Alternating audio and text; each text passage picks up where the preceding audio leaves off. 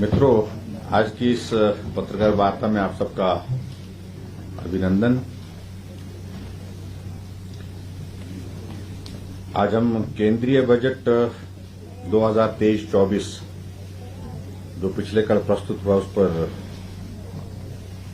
अपनी बात कहने के लिए आपके सबके बीच में हैं। सबसे पहले तो मैं देश के यशस्वी प्रधानमंत्री नरेंद्र भाई मोदी जी को बहुत बहुत बधाई देता हूं कि भारत आज पूरी दुनिया की 5वीं इकोनॉमी के रूप में आगे बढ़ता हुआ राष्ट्र है। और कल जिस प्रकार से बजट का प्रस्तुतिकरण हुआ है उसके लिए मैं केंद्रीय वित्त मंत्री निर्मला सीतारमण जी को भी बहुत बहुत बधाई देता हूं और इस बजट का पूरे हिमाचल प्रदेश की जनता की ओर से अभिनंदन करता हूं, स्वागत करता हूं।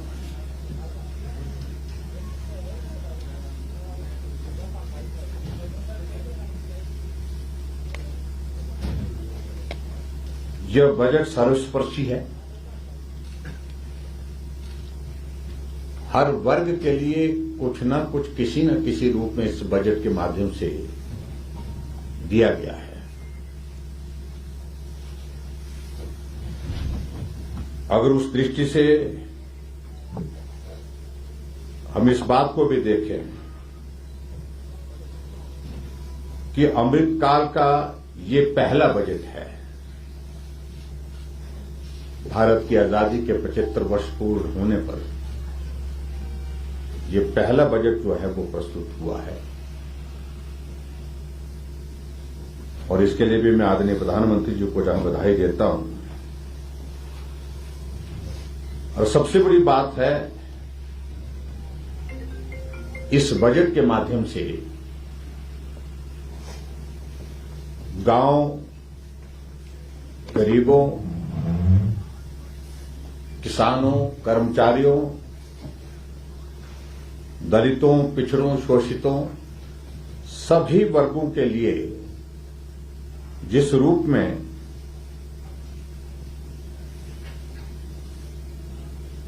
मदद के रास्ते तलाशे गए हैं वो निश्चित रूप से मैं कह सकता हूं कि आने वाले समय में इन सभी वर्गों को आगे बढ़ने का रास्ता प्रशस्त करेंगे।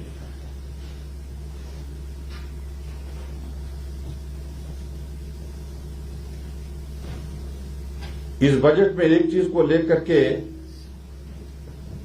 यह भी फोकस किया गया है कि ईज ऑफ लिविंग का रास्ता हम और आने वाले समय में किस प्रकार से मजबूत कर सकें।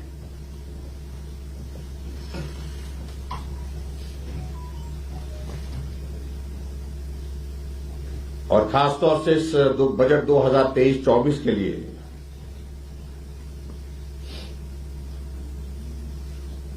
जो 3 मुख्य बिंदु हैं उसका मैं जिक्र करना चाहूंगा। जो एजेंडे के रूप में जिसको हम देखते हैं,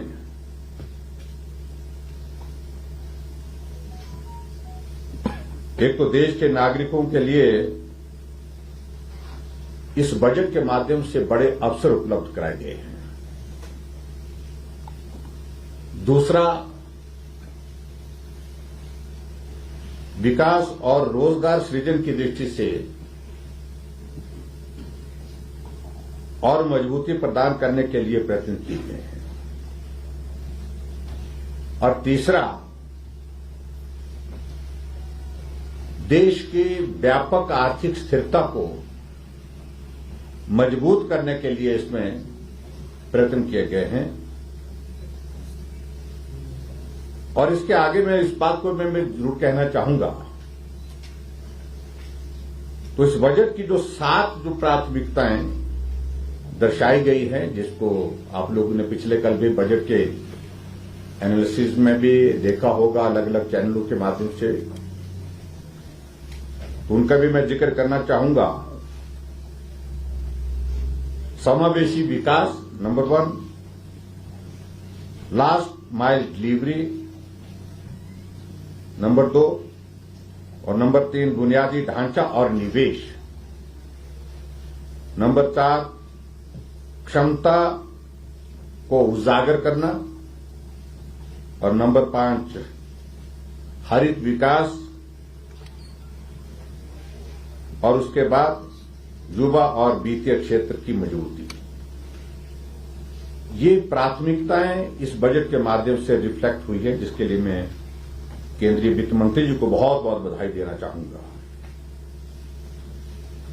मित्रों, अगर हम सिलसिलेवार अब चीजों का जिक्र करने के लिए अगर आगे बढ़े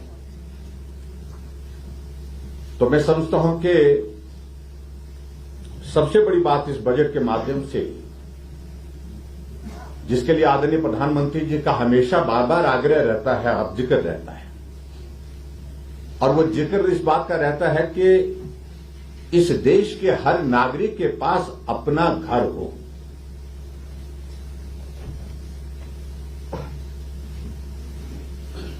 और व्यक्ति का ये जीवन का एक सपना होता है कि अपना घर हो जिसमें वो रह सके।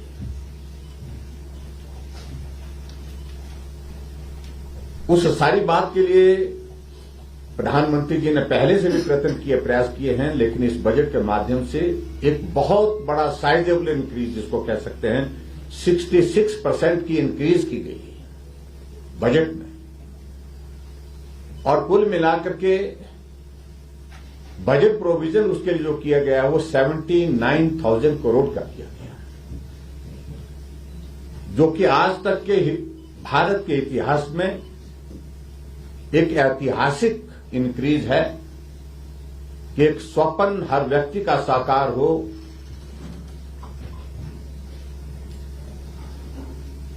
जिस स्वप्न में वो इस बात को देखता है कि मेरा अपना घर हो। उसके लिए मैं आदरणीय प्रधानमंत्री जी को बहुत बहुत बधाई देता हूं। और मेरा यह मानना है कि निश्चित रूप से इस बजट के माध्यम से पूरे देश के गरीब लोगों को तो बहुत बड़ी राहत होगी। और हिमाचल एक ऐसा प्रदेश है जहां लगभग हर व्यक्ति के पास अपना घर है, चाहे वो छोटा है, चाहे वो टूटा हुआ है, चाहे लेकिन पुराना है, लेकिन उसके बावजूद घर है। लेकिन ऐसी व्यवस्था के साथ उन लोगों के लिए भी एक रास्ता खुलेगा जिनका घर पुराना है, जिनके घर टूटे फूटे हैं, उनको अच्छा घर रहने के लिए उपलब्ध होगा बड़ी संख्या में। वो भी उसके लिए मैं प्रधानमंत्री और वित्त मंत्री जी का आभार व्यक्त करता हूं। इसके अतिरिक्त एक चीज को हम और भी इसमें देखते हैं।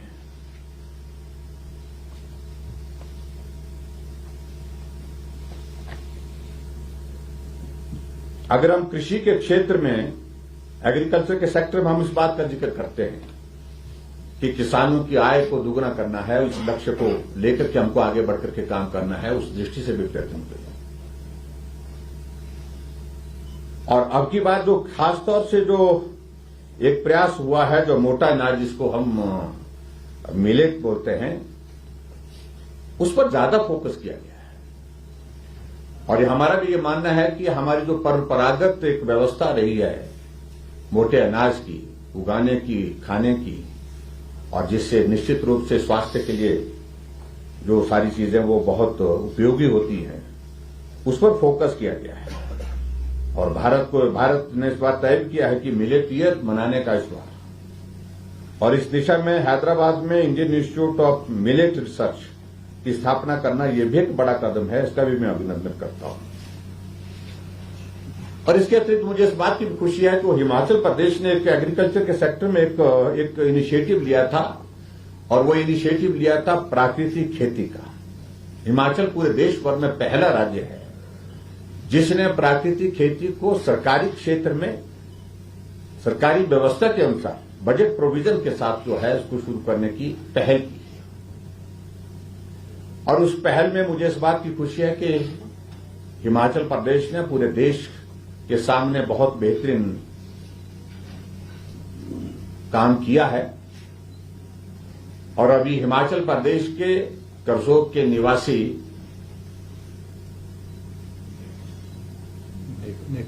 नेकराम शर्मा जी को पद्मश्री का अवार्ड भी प्राकृतिक खेती के लिए मिला है, जिसके लिए मैं प्रधानमंत्री जी का अभिनंदन करता हूं, उनका धन्यवाद करता हूं। और प्राकृतिक खेती में पूरे देश भर में इस बार ये तय किया है कि 1 करोड़ लोगों को प्राकृतिक खेती के दायरे में लाने के लिए व्यवस्था करेंगे। ये भी इस बात के लिए एक जो जिक्र किया गया है वो स्वागत योग्य है।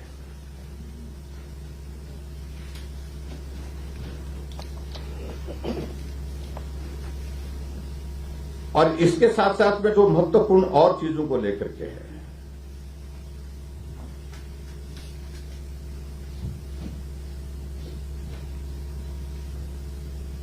महिला और हमारे बुजुर्ग, इन दोनों वर्गों को और मजबूती और आगे बढ़ने के लिए उनका जीवन सुरक्षित हो उस दृष्टि से प्रयत्न किया गया। महिला समान विकास पत्र जारी करने का भी एक निर्णय जो लिया गया है उसका भी मैं अभिनंदन करता हूं, जिसमें 2 लाख पर 7.5% का जो है वो इंटरेस्ट दिया जाएगा। ये भी एक स्वागत करने वाला एक निर्णय है, जिसका मैं अभिनंदन करता हूं, स्वागत करता हूं। और उसी प्रकार से जो हमारे वरिष्ठ नागरिक है उनकी बचत की जो लिमिट है 15 लाख से बढ़ाकर के 30 लाख रुपए तक करना, ये भी निश्चित रूप से एक स्वागत योग्य एक निर्णय है। और मैं दोनों निर्णयों का अभिनंदन करता हूं, स्वागत करता हूं। और ये दोनों वर्ग को इस बजट के माध्यम से मदद हुई है और मुझे लगता है कि इसके परिणाम निश्चित रूप से बहुत सार्थक रहने वाले हैं आने वाले समय में।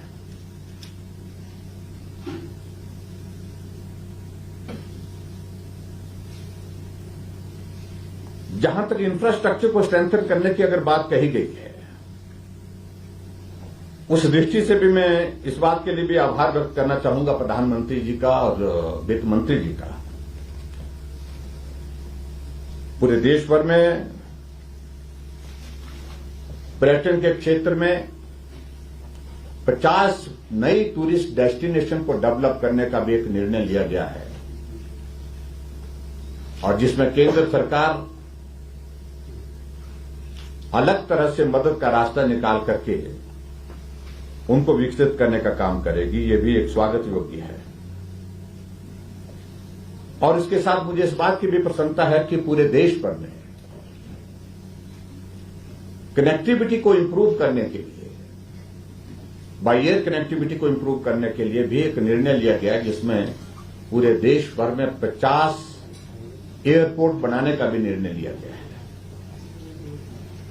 और मैं ये समझता हूं निश्चित रूप से ये 50 एयरपोर्ट नए बनाने का निर्णय उस दिशा में है जहां पर्यटन को भी बढ़ावा मिलेगा और उसके साथ साथ में आम जनमानस को भी बहुत बड़ी एक कनेक्टिविटी की एक सुविधा उपलब्ध हो पाएगी। और उस दृष्टि से मेरा ये मानना है और मैं उम्मीद करता हूं प्रदेश सरकार भी इस दिशा में प्रयत्न करेगी। तो हिमाचल प्रदेश में मंडी में ग्रीनफील्ड एयरपोर्ट की हमने एक शुरुआत की है, जिसमें लीडार सर्वे, ओएलएस सर्वे और बाकी औपचारिकताएं काफी हद तक तो उसकी पूर्ण हो चुकी हैं और अभी उसकी औपचारिकताएं लैंड एक्विजिशन के प्रोसेस के बहुत करीब पहुंच गई हैं। उसको आगे बढ़ाएंगे और उसके अंतर्गत ये जो 50 एयरपोर्ट पूरे देश भर में मिलने वाले हैं, उनमें से एक एयरपोर्ट वो हिमाचल प्रदेश में भी प्रदेश सरकार लाने के लिए, बनाने के लिए आग्रह करेगी, ऐसा मैं उम्मीद करता हूं और हम भी इस बात के लिए प्रयत्न करेंगे। और हेलीपोर्ट भी कनेक्टिविटी को बेहतर करने के लिए इस दिशा में भी एक निर्णय लिया गया है कि इसमें भी बहुत बड़े स्तर पर काम करेंगे। ड्रोन टेक्नोलॉजी में हिमाचल प्रदेश ने बहुत अच्छा काम किया है। मुझे इस बात की प्रसन्नता है कि पूरे देश भर में ड्रोन टेक्नोलॉजी में पॉलिसी बनाने वाला सबसे पहला राज्य हिमाचल प्रदेश है, जिसके लिए आदरणीय प्रधानमंत्री नरेंद्र मोदी जी ने बधाई भी हमको दी है। उसके लिए मैं उनका भी आभार व्यक्त करता हूं। खासतौर से इस ड्रोन टेक्नोलॉजी के माध्यम से बहुत सारी चीजें आने वाले समय में होने वाली है, और पर्टिकुलरली मैं इस बात को मानता हूं, चाहे वो रेवेन्यू का सेक्टर है, चाहे वो रेवेन्यू के सेक्टर के साथ साथ में हेल्थ सेक्टर में भी मेडिसिन की जो है वो दवाइयां पहुंचाने के लिए भी इसकी एक बहुत बड़ी मदद ली जा सकती है। और अभी हाल ही में एक पायलट प्रोजेक्ट के अंतर्गत जो है किन्नौर जिला में एक प्रयास किया गया कि क्या सेब की, एप्पल की ट्रांसपोर्टेशन भी इसके माध्यम से की जा सकती है कि नहीं की जा सकती है। उसमें एक प्रयत्न उस दिशा में जो किया गया है वो सफल रहा है। उसको फर्दर आगे बढ़ाने की दिशा में विचार चल रहा है, सारी चीजों को लेकर के प्रयास चल रहा है, और मैं समझता हूं उस टेक्नोलॉजी के माध्यम से बहुत बड़ा एक लाभ उस दृष्टि से रहने वाला है। मैं इसके लिए भी मैं अभिनंदन करता हूं और स्वागत करता हूं केंद्रीय बजट में, जो खासतौर से इसके लिए भी प्रायोरिटी दी गई है। और मुझे इस बात को लेकर के हेल्थ सेक्टर में भी इस बात के लिए प्रसन्नता है कि पूरे देश भर में जहां 2014 से जो मौजूद 157 मेडिकल कॉलेजेस हैं, और 157 कॉलेजेस में नर्सिंग कॉलेज खोले जाएंगे, ये भी एक बड़ा निर्णय है, जिसमें हिमाचल प्रदेश को भी बहुत बड़ा लाभ मिलेगा। अभी तक हिमाचल प्रदेश में नर्सिंग कॉलेज के रूप में 2 ही मेडिकल कॉलेज हैं, जिसमें आईजीएमसी शिमला और दूसरा लाल बहादुर मेडिकल कॉलेज नेरचौक है। इसके अतिरिक्त चंबा के अलावा नाहन, टांडा और उसके बाद हमारा हमीरपुर, इन मेडिकल कॉलेज में भी नर्सिंग, बीएससी नर्सिंग की जो है वो कॉलेज खोलने की व्यवस्था होगी। ये भी एक बहुत महत्वपूर्ण निर्णय है, जिससे बहुत सारी बच्चियों को रोजगार भी मिलेगा और ट्रेनिंग करने का अवसर प्राप्त होगा, और हम बेहतर स्वास्थ्य सुविधा देने की परिस्थिति में हम हो पाएंगे।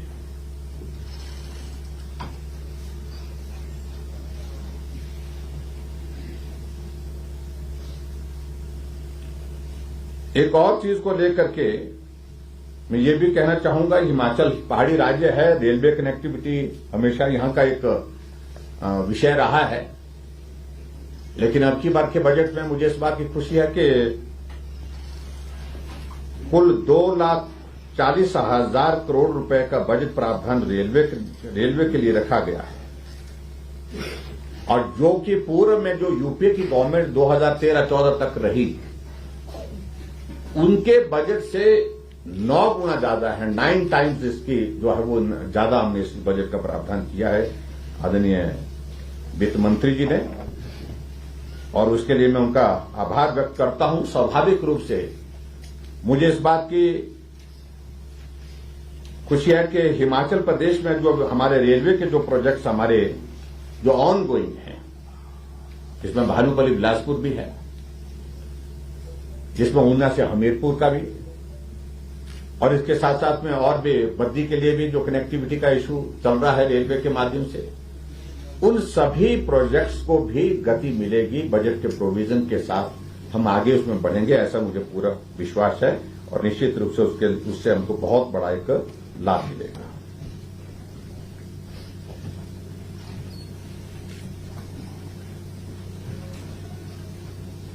और इसी तरह से जो एक राष्ट्रीय डिजिटल पुस्तकालय की स्थापना के विषय में एक बात जो कही गई है, और निश्चित रूप से हमारे बच्चों के लिए बड़ा लाभदायक और उपयोगी साबित होगा। और उसमें यह भी तय किया है कि अगले 3 साल में 740 एकलव्य स्कूलों के लिए 38,800 टीचर्स और स्मार्ट स्टाफ नियुक्त किए जाएंगे। ये भी एक स्वागत योग्य निर्णय है, जिसके लिए आदरणीय प्रधानमंत्री जी का मैं बहुत बहुत आभार व्यक्त करता हूं। मित्रों, इसके साथ साथ में मैं ये भी देख रहा हूं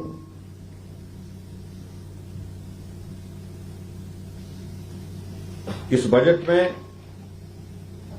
एक प्रयास हुआ है कि हर वर्ग को किसी न किसी तरह से मदद करने की बात आई है। और सबसे महत्वपूर्ण जो विषय इसमें जो जिसका मैं जिक्र करना चाहूंगा अंत में, अब विषय बहुत सारे हैं इसमें, मैं उनको सबको अब छोड़ देना चाह रहा हूं क्योंकि सारी बजट से रिलेटेड बहुत सारे इश्यूज को लेकर के आज कवरेज भी हम देख रहे थे और उस बात को लेकर के सब बातें उसमें शामिल कर ली गई हैं, आ गई हैं काफी हद तक। जो टैक्स स्लैब वो बहुत महत्वपूर्ण है और उसमें 7 लाख रुपए तक के लिए कोई टैक्स नहीं, और उसके बाद जो स्लैब में जो चेंजेस की गए हैं वो बिल्कुल बहुत बेहतरीन ढंग से की गई है, जिसमें 3 लाख से 6 लाख तक 5% टैक्स की बात अगर कहें, 6 से 9 तक 10%, 9 से 12 15%, 12 से 15 20% और उसके बाद फिर आगे का उसके बाद जो है 30%। तो कुल मिलाकर के मैं जब कल एनालिसिस देख रहा था, जब डिस्कशन देख रहा था बजट पर, सब तरफ से इस बजट को पूरे देश के लिए एक सर्वस्पर्शी बजट के रूप में भी और आगे बढ़ने के लिए कई विजन के साथ काम करने वाला बजट, इस तरह से इस बजट को देखा गया है। और मैं एक बार फिर से आदरणीय प्रधानमंत्री जी को और वित्त मंत्री जी को हार्दिक बधाई देता हूं इस बजट के प्रस्तुतिकरण के लिए। और उस बजट के माध्यम से मेरा ये मानना है कि निश्चित रूप से जहां पूरे देश को बहुत बड़ा इसका लाभ होगा, वहां हमारा हिमाचल का पहाड़ी प्रदेश जो है, इस पहाड़ी प्रदेश के लिए भी उसके माध्यम से बहुत सारे रास्ते आगे बढ़ने के लिए विकास की दृष्टि से खुलेंगे, ऐसा मुझे पूरा भरोसा है। और मैं एक बार फिर से इस बजट का पूरे हिमाचल प्रदेश की जनता की ओर से अभिनंदन करता हूं, स्वागत करता हूं। धन्यवाद। ठाकुर साहब, 2 सवाल हैं। एक तो जो टूरिज्म प्रमोशन की बात की है मिशन मोड के तहत, उसमें फाइनेंस मिनिस्टर ने जो हैंडलूम एंड हैंडीक्राफ्ट को प्रमोट किए जाने की बात की है, हिमाचल के रेफरेंस में ये कितना इम्पोर्टेंट है? दूसरा, जो पिछले वर्ष के कंपैरिजन में हम 4 मेजर सेक्टर देखें, education, health, agriculture and rural development, इनमें 0.13%, 0.22%, 0.64% एंड 0.52% जो बजट है वो कम हुआ है। तो हाउ वुड यू रिस्पॉन्ड? देखिए, एक तो खासतौर से मैं जब टूरिज्म की अगर बात कर रहा हूं मैं, तो हिमाचल प्रदेश में टूरिज्म के सेक्टर में बहुत बड़ा पोटेंशियल अभी तक ऐसा है जिसको और ज्यादा हम आने वाले समय में जिसका लाभ ले सकते हैं। नई टूरिस्ट डेस्टिनेशन डेवलप करना ये हिमाचल प्रदेश में होना चाहिए, मैं समझता हूं। उस दिशा में जो हमारी सरकार ने एक योजना हमने चलाई कि नई राहें नई मंजिलें, उस दिशा में वही एक काम आगे बढ़ करके हम काम करने की कोशिश कर रहे हैं। जहां हैंडीक्राफ्ट और हैंडलूम की अगर आप बात करें तो निश्चित रूप से ये एक ऐसा सेक्टर है जो हिमाचल प्रदेश के हमारे बहुत सारे लोगों को एक आय का जरिया भी है, और पर्यटन के साथ इसको जुड़ने से हिमाचल की चीज बनकर के लोगों तक पहुंचे और उसकी अच्छी एक मार्केट डेवलप हो, और टूरिज्म सेक्टर टूरिज्म के ही माध्यम से मैं मानता हूं तो इसकी ज्यादा संभावनाएं हैं प्रमोट करने के लिए, तो निश्चित रूप से उसका एक बहुत बड़ा लाभ होगा। जहां आप 4 सेक्टर की अगर बात कह रहे हैं जिनमें बजट का तो स्लाइड से उसमें कोई डिक्रीज हुई है जिसका आप जिक्र कर रहे हैं, मेरा ये मानना है कि बहुत बड़ी डिक्रीज किसी सेक्टर में जो हम देख रहे थे कल, किसी बड़े सेक्टर में किसी इस तरह की नहीं है, स्लाइड सी है। तो मुझे लगता है कि उससे इन 4 सेक्टरों में कोई भी विशेष फर्क नहीं पड़ने वाला है, और मैं समझता हूं डेवलपमेंट के रास्ते उसके बावजूद भी उसमें जो है वो खुले रहे। ठाकुर साहब, मोदी सरकार का लक्ष्य था कि किसानों और बागवानों की आय 2 गुना हो जाएगी 23-24। लेकिन आए 2 गुना हो गए तो छोड़ो, जो फर्टिलाइजर है और उसमें भी महंगे हो गए हैं, और दूसरा प्रोसेसिंग कैपेसिटी जो किसानों की है वो भी कम हो गई, तो इसमें सब्सिडी भी बिल्कुल बंद है। इसमें आपका क्या है? देखिए, एक बात को आप मान करके चले कि कुछ सारे विषय इसमें जो है वो ये बजट केंद्रीय बजट है, और जहां तक हिमाचल के संदर्भ में आप इस बात को जरूर कह रहे होंगे, एग्रीकल्चर हॉर्टिकल्चर सेक्टर में पर्टिकुलरली, जहां पेस्टिसाइड्स की अगर आप बात करें और उसके साथ आप अगर खाद की अगर बात करें, उसमें जो चीजों को लेकर के तो थोड़ी बहुत पीछे कठिनाई आएगी। मैं उम्मीद करता हूं कि जो फोकस है एग्रीकल्चर सेक्टर और हॉर्टिकल्चर सेक्टर, सब सारे ओवरऑल दोनों सेक्टर में, उस फोकस के माध्यम से इन सारी चीजों का भी समाधान होने की उसमें गुंजाइश निकल आएगी, सब मुझे पूरा विश्वास है। सर, पिछले बजट में हमने देखा कि पहाड़ी राज्यों के लिए पर्वतमाला, पीएम गति शक्ति और रोडवेज प्रोजेक्ट्स को लेकर काफी ज्यादा डिस्क्रिप्शन दिया गया था। हालांकि रेलवे में भानुपल्ली रेल लाइन का भी जिक्र आया था, लेकिन इस बार विपक्ष का मानना ये है कि इस बार पहाड़ी राज्यों को उसमें इग्नोर किया गया। नहीं, देखिए, एक बात को लेकर के उनको मालूम होता कि एक बजट में जिस स्कीम का इंक्लूजन हो जाता है वो फिर वो उस गवर्नमेंट की एक स्कीम बन जाती है जो कॉन्टिन्यूटी में चलती है। पर्वतमाला एक ऐसी योजना है जिस योजना को समाप्त थोड़ी किया गया, कम थोड़ी किया गया, उसके लिए बजट प्रोविजंस हैं, और उसके साथ साथ में वो गवर्नमेंट ऑफ इंडिया की एक स्कीम जो है वो शुरू हो चुकी है, उसके लिए व्यवस्था होगी। और दूसरे जो आप रोपवे की बात कर रहे हैं, रोपवे की जो बात पूरे यूनियन बजट में अगर आप इस बात को देखें तो उन सारी चीजों को, ड्रोन पॉलिसी, रोपवे, ये सारी चीजें कनेक्टिविटी के लिए, और उसके बाद जो हमारा नेशनल हाईवेज, 4 लेन, इन सारी चीजों के लिए इस बार का जो बजट प्रोविजन जो है वो हायर साइड में दिखता है, और निश्चित रूप से उसका एक बहुत बड़ा लाभ रहेगा उसका। मुख्यमंत्री कह रहे हैं कि सिर्फ आंकड़ों का मायाजाल है। अब हिमाचल जैसे आंकड़ों का जिक्र ही नहीं किया। देखिए, उसमें मैं समझता हूं कि ये बजट 2024 के चुनाव से पहले का बजट, पूर्ण बजट के रूप में उससे पहले का बजट है। अगला बजट जो है वो वोट ऑन अकाउंट के रूप में आएगा। ऐसे में इस बात को हमको मान के चलना चाहिए। इस बजट में एक प्रयत्न किया गया है, जो प्रयत्न ये है कि इसमें कोई फ्री बीज का कोई कहीं भी इसमें जो है एक प्रयत्न नहीं हुआ, यानी कि जो मुफ्त यानी कि ये भी लो, वो भी लो, और इलेक्शन आ रहे हैं इसलिए लो, ये बिल्कुल भी इस तरह से इसमें रिफ्लेक्ट नहीं है। इसमें जिस वर्ग को मदद करने की जरूरत है उसको मदद करने का रास्ता निकाला गया है, और उसके साथ साथ में जिस सेक्टर को स्ट्रेंथन करने की ज्यादा जरूरत है उसको स्ट्रेंथन करने के लिए प्रयत्न किया गया है। और इसलिए ये बजट बिल्कुल एक 2000 जो हमारा 2023-24 का बजट है भले, लेकिन उसके बावजूद आने वाले जो है 25 साल जो हमारा अगला जो हमारा जो ये चलने वाला है, क्या बोलते हैं उसको, शताब्दी वर्ष, इसको अमृतकाल का ये बजट पहला बजट है, और मुझे लगता है कि इस दृष्टि से बहुत महत्वपूर्ण है ये, और उसमें एक दिशा जो है आने वाले 25 वर्ष के लिए इस बजट के माध्यम से। सर, 5 साल आपकी भी सरकार रही, you CM and heading the government, पर हिमाचल को अगर 19 अपना 47 के बाद देखें, हिमाचल हमेशा रेलवे में इग्नोर हुआ है रेटिंग पॉइंट में। तो आपको क्या कारण लगते हैं कि बीइंग अ स्मॉल स्टेट हम इस चीज से सफर करते हैं, या हिमाचल के जो लीडर्स हैं, मुख्यमंत्री है, वो अपना केस टेक अप नहीं कर पाते हैं सेंटर में? नहीं, देखिए, इस प्रकार से नहीं है। ये बात ठीक है कि जो रेलवे की एक एक्सपेक्टेशन हमेशा हमारी रहती है, पिछले कई सालों से इस बात का जिक्र होता रहता है, अब हर वक्त जब बजट आता है। लेकिन इस बात को भी आप देखिए कि पिछले 5 सालों में एक साइजेबल इंक्रीज उसमें आई है।